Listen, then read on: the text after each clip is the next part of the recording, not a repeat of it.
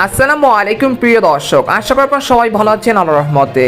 এইমাত্র পাওয়া আবহাওয়া দপ্তর থেকে আজকের সবচেয়ে গুরুত্বপূর্ণ খবর, শীতের বিদায়ের ঘণ্টা, ধেয়ে আসছে মেঘ বৃষ্টি।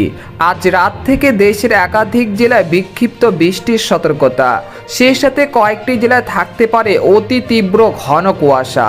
এছাড়া আগামী 24 ঘন্টার মধ্যে দুই বাংলার বিভিন্ন জেলায় হালকা গুড়ি গুড়ি বৃষ্টির পূর্বাভাস, এমনটা জানাচ্ছেন আবহাওয়া দপ্তর।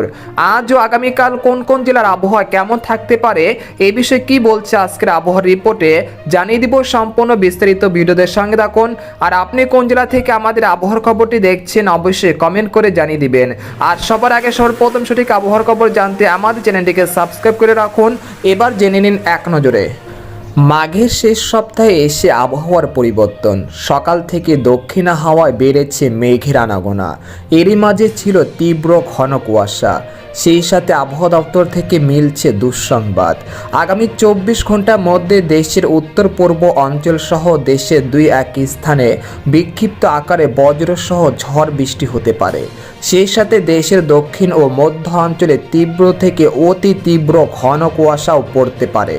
এতে করে লঞ্চ ও গাড়ি চলাচলের ক্ষেত্রে সতর্ক থাকার পরামর্শ দিচ্ছেন আবহাওয়াবিদরা।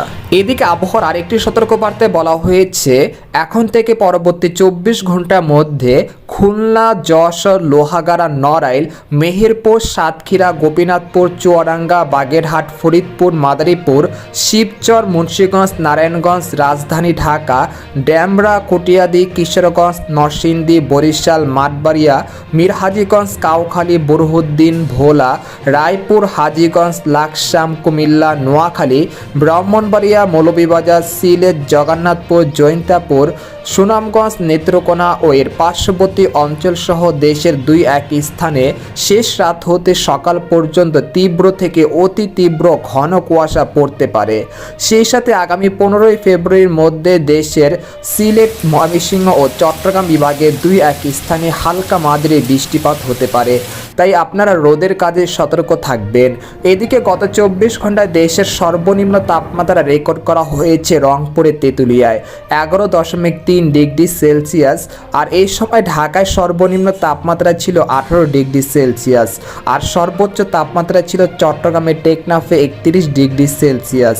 এদিকে বাংলাদেশের আবহাওয়াবিদ মোহাম্মদ শাহিনুর ইসলাম জানান, আজ সকাল 9টা থেকে পরবর্তী 24 ঘন্টায় অস্থায়ীভাবে আংশিক মেঘলা আকাশ সহ সারা দেশের আবহাওয়া প্রধানত শুষ্ক থাকতে পারে, তবে রংপুর ও সিলেট বিভাগে 2-1টি জায়গায় হালকা গুড়ি গুড়ি বৃষ্টির সম্ভাবনা রয়েছে। শেষ রাত থেকে সকাল পর্যন্ত সারা দেশে মাঝারি থেকে ঘন কুয়াশা পড়তে পারে। এই সময় সারা দেশে রাতের তাপমাত্রা 1 থেকে 2 ডিগ্রি সেলসিয়াস বৃদ্ধি পেতে পারে এবং দিনের তাপমাত্রা প্রায় অপরিবর্তিত থাকতে পারে। তো এই ছিল খবর। এরকম ইন্টারেস্টিং আবহাওয়ার খবর জানতে আমাদের সাথেই থাকুন। ধন্যবাদ।